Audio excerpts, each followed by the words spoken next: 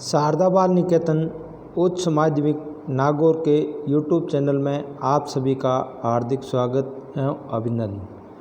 अध्याय 11 विनिर्माण उद्योग, यानी हम उद्योगों के बारे में अध्ययन करेंगे। भारतीय औद्योगिक दृष्टि से भारत बहुत ही मजबूत था और भारत में कुटीर एवं लघु उद्योग बहुत ही अच्छे चलते थे और जिसके कारण भारत सोने की चिड़िया कहा जाता था।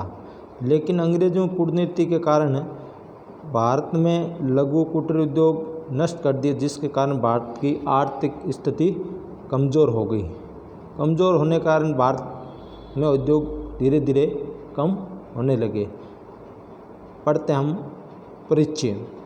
कृषि तथा खनन क्रियाओं के द्वारा प्राप्त किए गए पदार्थों को रासायनिक तथा भौतिक गुणों को मानव उपयोग के लिए बहुआयामी रूप में परिवर्तन करने की क्रिया को उद्योग कहा जाता है। प्रश्न आता है, उद्योग किसे कहते हैं? यानी कृषि तथा रासायनिक भौतिक गुणों के मानव उपयोग के बहुआयामी रूप में परिवर्तन करने की क्रिया को क्या कहते हैं? उद्योग कहा जाता है।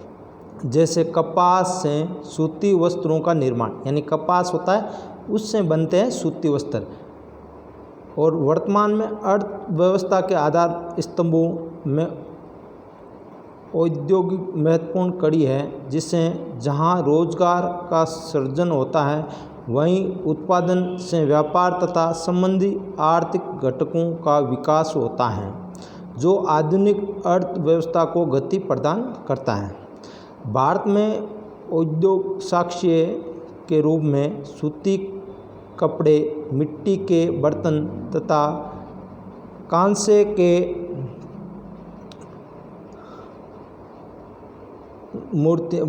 कांसे की मूर्तियाँ, सिंधु सभ्यता में मिलना तथा कुतुब मीनार के पास स्थित जंग-रोधी लोहे स्तंभ भारतीय प्राचीन औद्योगिक विकास का द्योतक हैं।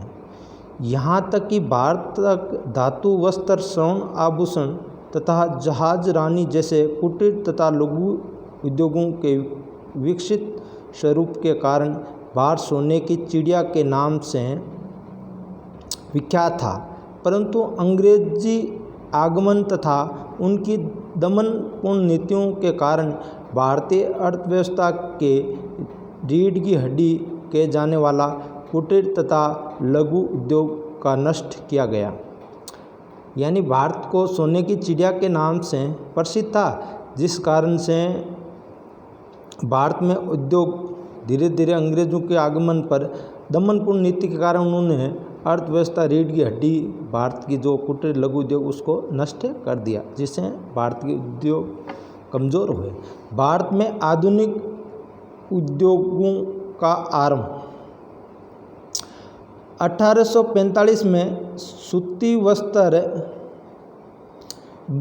मुंबई में तथा 1855 में जूट उद्योग की स्थापना। भारत में आधुनिक उद्योगों का प्रारंभ हुआ।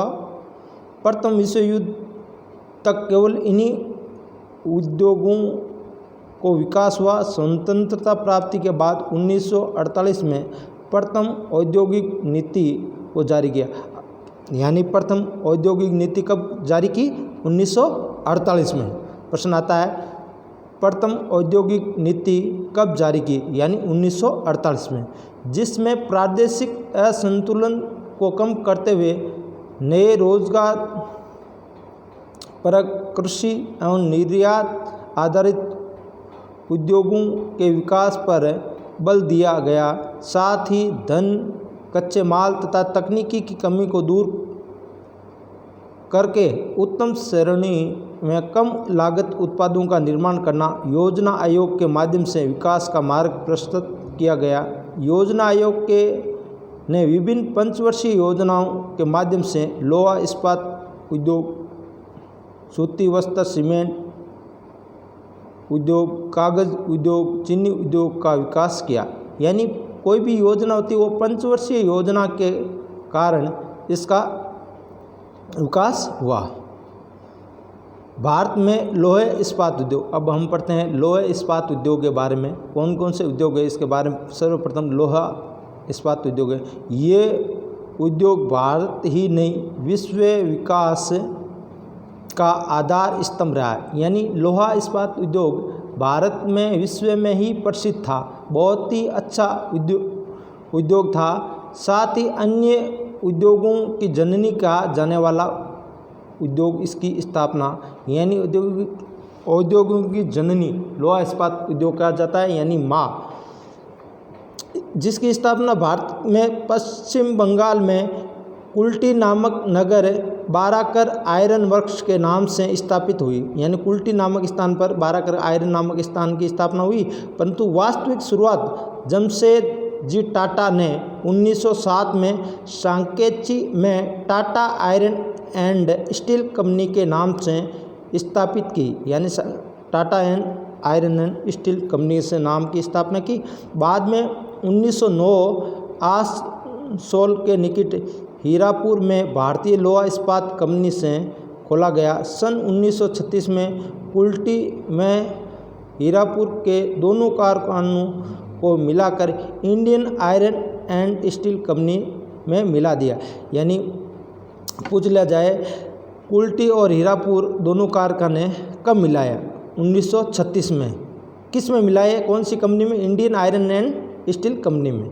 यह सन 1937 में ब्रह्मपुर में स्टील कॉर्पोरेशन ऑफ बंगाल की स्थापना की गई तथा 1953 में इसे इसको में मिला दिया। इस प्रकार से लोहा इस्पात उद्योग की शुरुआत 20वीं सदी में हुई। लोहा इस्पात उद्योग की शुरुआत कब हुई? 20वीं सदी में। स्वतंत्रता के बाद इस उद्योग का विकास विभिन्न पंचवर्षीय योजनाओं के माध्यम से किया गया। यानी पंचवर्षीय योजना के माध्यम से, जिससे द्वितीय पंचवर्षीय योजना में ब्रिटिश सहयोग से दुर्गापुर पश्चिम बंगाल में, जर्मनी के सहयोग से राउरकेला उड़ीसा में तथा रूस के सहयोग से भिलाई छत्तीसगढ़ में कारखानों की स्थापना की। कौन सी योजना में? द्वितीय पंचवर्षीय योजना में। इन देशों के में इन राज्यों और इन देशों के सहयोग से कारखाने स्थापित किए। आरंभ में इसकी क्षमता 10 लाख टन थी, बाद में इसकी क्षमता बढ़कर कितने? 16 लाख टन हो गई। यानी प्रारंभ में कितनी क्षमता थी? 10 लाख और बाद में बढ़कर कितनी होगी? 16 लाख। चौथी पंचवर्षीय योजना में बोकारो झारखंड में उद्योग स्थापित किया, जो एशिया का सबसे बड़ा उद्योग था। यानी आप एशिया का सबसे बड़ा उद्योग कौन सा था? बोकारो झारखंड में। कौन सी योजना में? चौथी पंचवर्षीय योजना में प्रारंभ किया।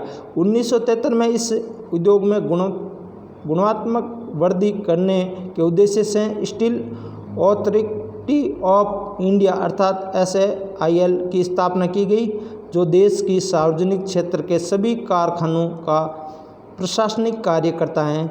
इनमें 3 और कारखानों विशाखापट्टनम आंध्र प्रदेश, सेलम तमिलनाडु, विजयनगर कर्नाटक को शामिल किया गया है।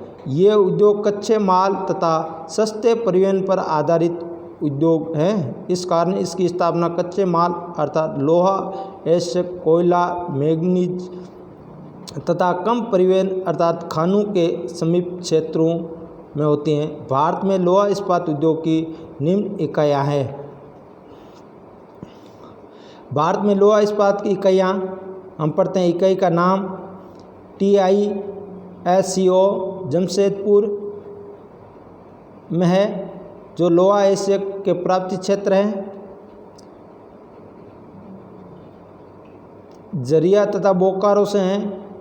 करजोर की जोड़ा खानों से निकलता मैग्नीज की प्राप्ति क्षेत्र। जल प्राप्ति क्षेत्र सवन रेखा तथा कारको नदियों से हैं। बाजार में कोलकाता तथा बम्बई एवं शिव क्षेत्र में बेचा जाता है।